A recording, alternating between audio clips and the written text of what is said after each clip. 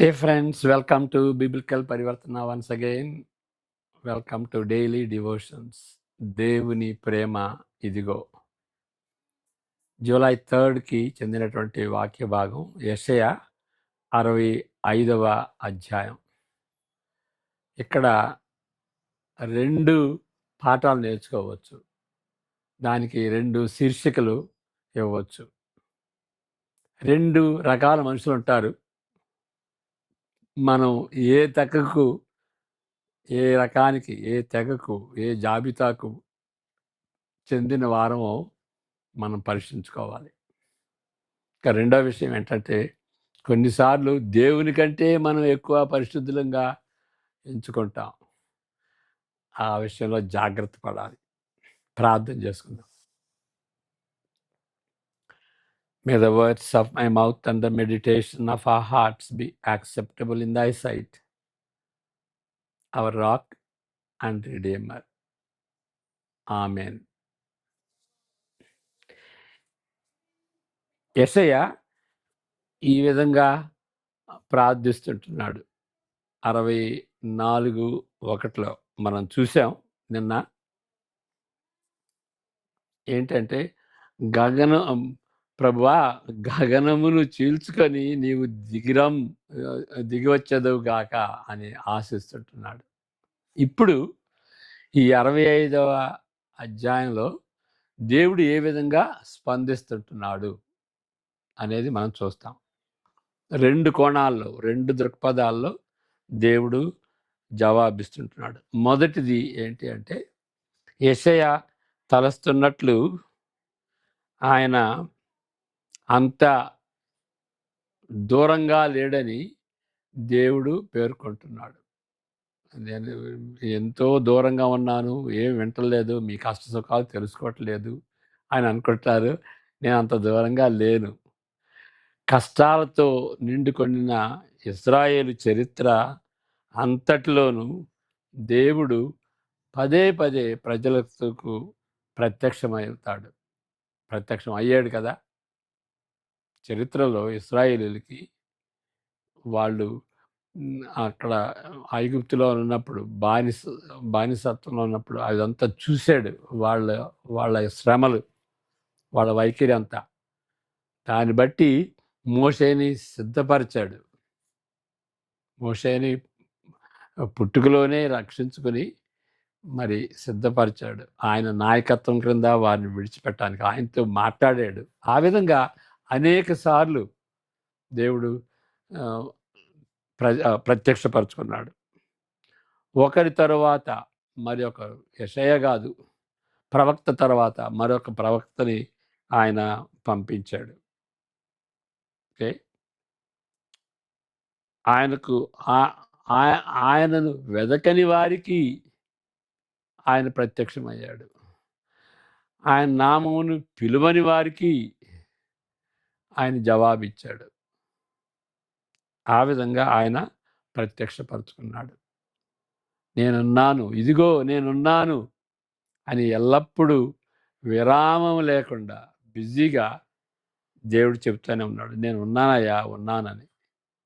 కానీ తలబిరుసు ప్రజలకు అది ప్రజలని వాళ్ళు అనిపించుకుంటూ వాళ్ళు ఏమంటున్నారంటే, తమ ఆలోచన అనుసరించి చెడు మార్గమున నడుచుకొనుచున్నారు. దేవుడు ఉన్నాను అని అంటే వాళ్ళు దాన్ని లెక్క చేయకుండా వాళ్ళు దేవునికి అయిష్టమైనటువంటి వాటిని చేస్తున్నారు. యెషయా మాత్రం దేవుడి దగ్గరకు రావాలని ఆశిస్తున్నాడు. కానీ ఏ అనుమానం ఆశిస్తున్నట్లు ఏ అనుమానం లేదు. కానీ ప్రజలు మాత్రం ప్రతి రంగంలో లోబడని వారుగా ఈ తీరులో పలుకుతున్నారు. మా దాపునకు రావద్దు, ఎడమగా ఉండు, నీకంటే మేము పరిశుద్ధులము. చదువుకుందాం 1 నుండి 5 వరకు. నా యొద్ద విచారణ చేయని వారిని నా దర్శనమునకు రానిచ్చితిని, నన్ను వెదకని వారికి నేను దొరికితిని. నేనున్నాను, ఇదిగో నేనున్నాను అని నా పేరు పెట్టబడిన జనముతో చెప్పుచున్నాను. తమ ఆలోచనలననుసరించి చెడు మార్గమున నడుచుకొనుచు లోబడనల్లని ప్రజల వైపు దినమంతయు నా చేతులు చాపుచున్నాను. వారు తోటలలో బల్యర్పణను అర్పించుచు ఇటికల మీద ధూపం వేయుదురు. నా భయము లేక నాకు నిత్యము కోపము కలుగజేయుచున్నారు.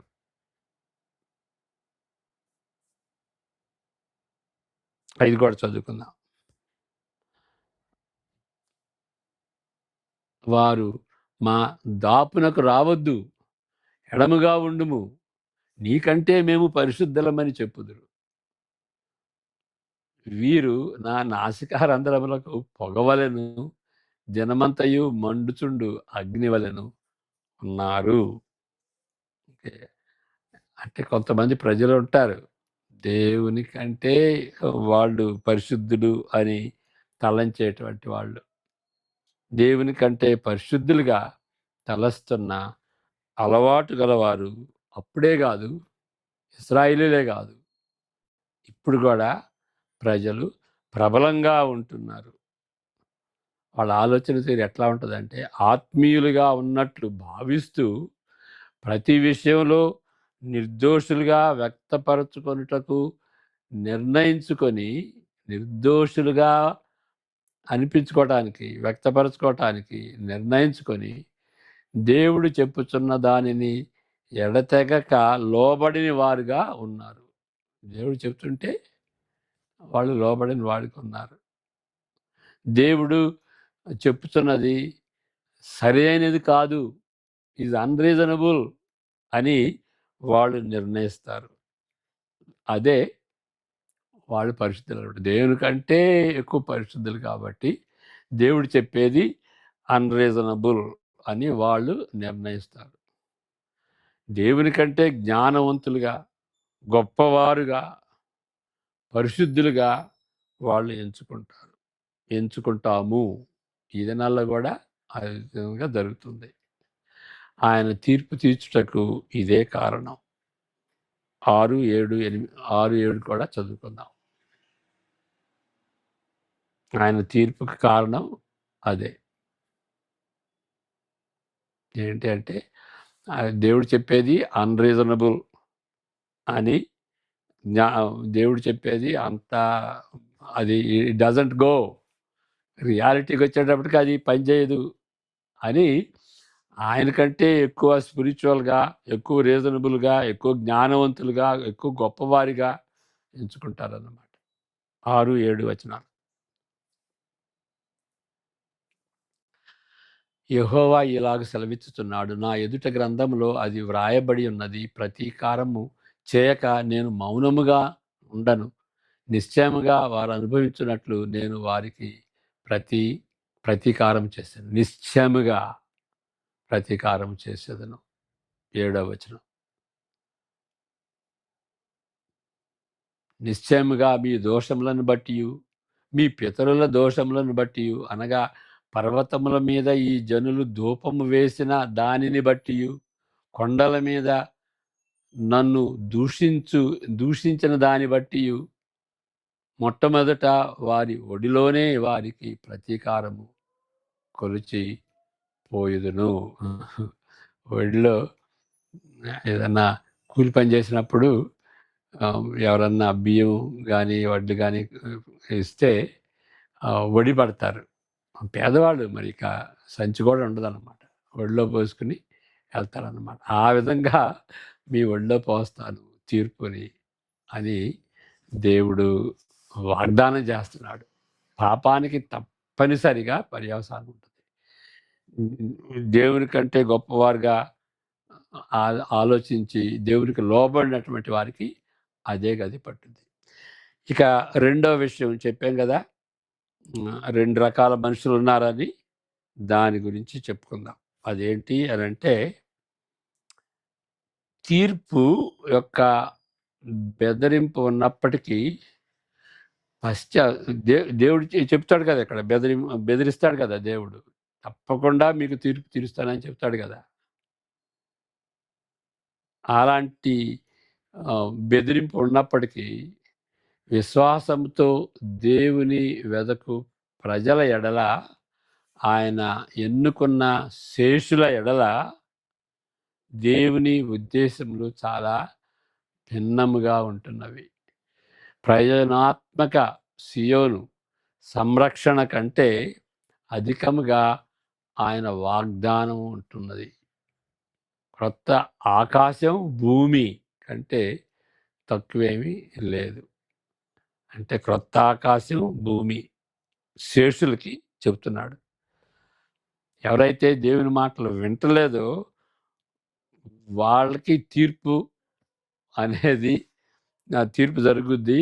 కాబట్టి మీరు పశ్చాత్తాపపడండి అని ఒక పక్కన చెప్తున్నప్పటికీ, రెండో ప్రక్క ఏమంటున్నాడంటే శేషులకి దేవుడు వాగ్దానం చేస్తున్నాడు. ఏంటి వాళ్ళు తిరిగి వస్తారు, సియోనుకి తిరిగి వస్తారు, యెరూషలేముకి తిరిగి వస్తారు, దేవాలయం దగ్గరికి వెళ్తారు, అది కాదు. అంతకంటే గొప్ప తీరులో దేవుడు వాగ్దానం చేస్తున్నాడు. అదేంటంటే క్రొత్త ఆకాశము, క్రొత్త భూమి. ఓకే. కాబట్టి ఏదో సియోనికి వెళ్తాం అంటే భౌతికంగా ఉన్నటువంటి సియోనికి, అంతకుముందు మనం చెప్పుకున్నటువంటి రీతిగా యెరూషలేము వేరు, సియోను వేరు. న్యూ సిటీ లాగా దావీదు మహారాజు కట్టినటువంటి పట్టణం సియోను. అక్కడ దేవాలయం ఉంటుంది. అది దేవుని ప్రజలను సూచించేటువంటి పర్వతం, సియోను పర్వతం, సియోను సిటీ అన్నమాట. ఇక్కడ ప్రయోజనాత్మక సియోను అని అన్నాడు. అంటే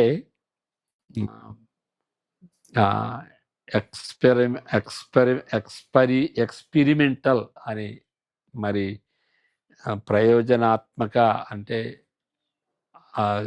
దేవుడు వాళ్ళని ఎన్నుకున్నది ప్రయోజనంగానా, అంటే ఒక ఎక్స్పెరిమెంట్ చేయటానిక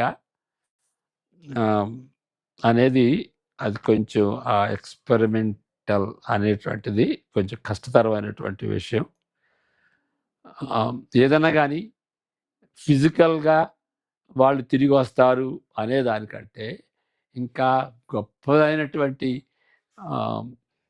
వాగ్దానం దేవుడు శేషులకి చూపిస్తున్నాడు. అదేంటంటే క్రొత్త ఆకాశము, క్రొత్త భూమి,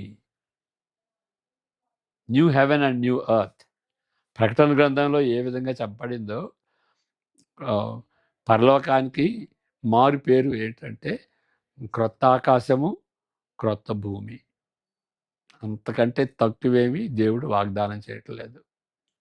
ఓకే.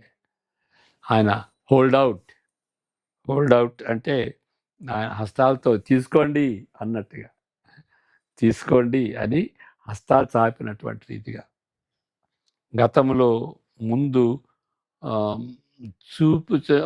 చూపినట్లుగా ఇప్పుడే కాదు, ముందు కూడా ఇది ఆల్మోస్ట్ 66 అధ్యాయాలకి ఇది చివరిలో ఉంది కదా. 65, 66 ఒక భాగంగా ఎంచుకుంటే చివరి కొనలో ఉన్నది. నేను క్రొత్త భూమి, క్రొత్త ఆకాశం, నూతన భూమి ఆకాశంలో ఇస్తానని వాగ్దానం చేస్తున్నాడు. ఏది చివరిలో. అదేవిధంగా ముందు కూడాను ఆ విధంగా చేస్తున్నాడు. అక్కడ 11వ అధ్యాయంలో కూడా చేస్తున్నాడు. కాబట్టి అంతకుముందు వాగ్దానం చేసిందే మరలా ఇక్కడ రిపీట్ చేస్తున్నాడు. చదువుకుందాం. 2:2-5.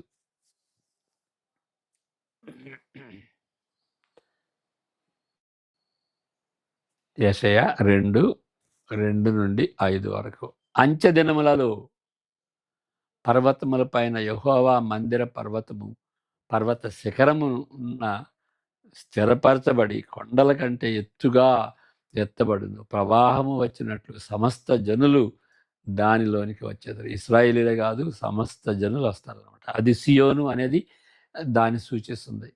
ఆ కాలంలో సియోనులో నుండి ధర్మశాస్త్రము, యెరూషలేములో నుండి యెహోవా వాక్కు బయలు వెళ్ళును. జనములు గుంపులు గుంపులుగా వచ్చి యాకోబు దేవుని మందిరమునకు యెహోవా పర్వతమునకు మనం వెళ్ళుదము రండి. ఆయన తన మార్గముల విషయమై మనకు బోధించును. మనము ఆయన త్రోవలలో నడుతుము అని చెప్పుకుందరు. దే వాళ్ళు ఆ విధంగా దేవుడిని ప్రేమించి రండి అని వెళ్తారన్నమాట. ఆయన చెప్పినటువంటి మాటలు విందాం, చెప్పినటువంటి రీతిగా చేద్దాం అనేటువంటి ఉద్దేశంతో. ఆయన మధ్యవర్తి అయి అన్యజనులకు న్యాయం తీర్చును. మధ్యవర్తి అయి అన్యులకు న్యాయం తీర్చును.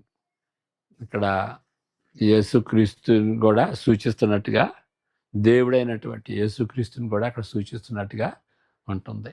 అనేక జనములకు తీర్పు తీర్చును. వారు తమ ఖడ్గములను నాగటి నక్కులుగాను తమ ఈటెలను మచ్చుకత్తులుగాను సాగగొట్టుదురు. అంటే ఇక ఏ యుద్ధాలు ఉండవన్నమాట. ఈ దేశంలో ఈ ఈ కాలంలో అది చాలా ముఖ్యమైనటువంటి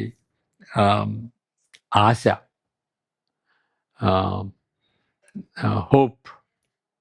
జనముల మీదికి ఖడ్గమెత్తకాయుండును. యుద్ధము చేయ నేర్చుకొనుట ఇక మానివేయును. 5వ వచనం. యాకోబు వంశస్థులారా రండి, మనము యెహోవా వెలుగులో నడుచుకుందాము. క్రొత్త నిబంధన వచ్చేటప్పటికి దీనికి ఈక్వలెంట్ ఏంటి అని అంటే సువార్త వినటానికి వస్తారు. వాళ్ళు పాజిటివ్గా స్పందిస్తారు. మరి దేవునికి ఇష్టలవుతారు. వాళ్ళు శేషులవుతారు అన్నమాట. యెరూషలేము అంటే అక్కడ ప్రకటన 21లో కూడాను అది ఆ నూతన ఆకాశం, నూతన భూమి ఉంటుంది కదా, అది. కాబట్టి ప్రకటన గ్రంథంలో చివరిలో ఉండేటువంటిది కూడాను అది. క్రొత్త ఆకాశము, క్రొత్త భూమిలో అది ఇది ఒక కేంద్రం అని కాదు. సియోను ఒక కేంద్రంగా ఉంటుంది. క్రొత్త ఆకాశం, క్రొత్త భూమిలో అది కాదు. అదే వాస్తవికతను వేరే కోణంలో ఆలోచించే విధానం అన్నమాట.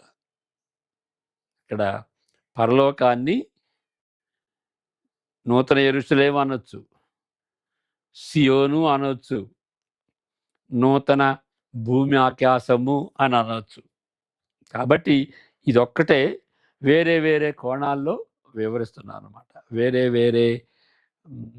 వేరే రియాలిటీని సూచించేటువంటి మాటలు. ఫర్ ఎగ్జాంపుల్ అక్కడ యెరూషలేము అని అంటున్నాం. ఎందుకు యెరూషలేము అని అంటే, యెరూషలేము పట్టణంలో అనేక రకాలైనటువంటి ప్రజలు ఉంటారు. Not homogeneous one group. ఒక కులం, ఒక మతానికి చెందినటువంటి వాళ్ళు కాదు. అనేక పట్టణంలో, గ్రామాల్లో ఉన్నట్టుగా కాకుండా పట్టణాల్లో అనేక రకాలైనటువంటి మనుషులు, అనేక భాషలు మాట్లాడేటవాళ్ళు, అనేక సంస్కృతి బ్యాక్గ్రౌండ్ నుండి వచ్చినటువంటి వాళ్ళు అన్నమాట. కాబట్టి అనేక రకమైనటువంటి ప్రజలు ఉంటారు అని. అదొక కోణం అన్నమాట. కాబట్టి ఈ రియాలిటీని వేరే వేరే మాటలతో ఎందుకు చెబుతారంటే కాంప్రహెన్సివ్గా దాని ఐడియా ఉండటానికి, సమగ్రంగా ఈ పరలోకాన్ని వివరించటానికి. గతంలో ముందు చూచినట్లుగా ఓకే, మనం అది చూసుకున్నాం. కానీ ఇది ఏ మినహాయింపు లేకుండా ఇక్కడ మనం ఈ దర్శనం అద్భుతమైనది. 17 నుండి 25 చదివితే ఈ దేవుడు యెషయాకి ఇచ్చినటువంటి దర్శనం అద్భుతమైనది. గతములో ముందు చూపునిచ్చినట్లుగా ఇక్కడ ఉంటుంది. కానీ ఏ మినహాయింపు లేకుండా అందరికీ లభించేది కాదు. అది గమనించాలి. అందరూ పాపం చేశారు అని అంటే అన్ని రకాల మనుషులు, యూదులు, అన్యులు అందరూ పాపం చేశారు. అంటే ఏ ఏ జాతి కూడా మినహాయింపు లేకుండా అని అర్థం. ఏ మినహాయింపు లేకుండా అందరికీ లభించేది కాదు. ఈ గ్రంథంలో అన్నింటి వలె ఈ అధ్యాయం కూడా స్పష్టం చేస్తున్నది ఏమనగా, ఒకవైపు దేవుడున్నా దేవుడు ఎన్నుకున్నటువంటి వారు 2 రకాల మనుషులు అన్నాం కదా! ఒకవైపు ఒక కేటగరీకి సంబంధించినటువంటి మనుషులు ఎట్లాంటి అంటే దేవుడు ఎన్నుకున్నటువంటి వాళ్ళు. దేవుడు ఆశీర్వదించిన ప్రజలు 22, 23 ఆయనను వెదకువారు, ఆయన సేవకులు అదొక కేటగరీ. మరొక ప్రక్క మొదటి 7 వచనాల్లో వివరించబడినటువంటి వారు గారడి భావాలతో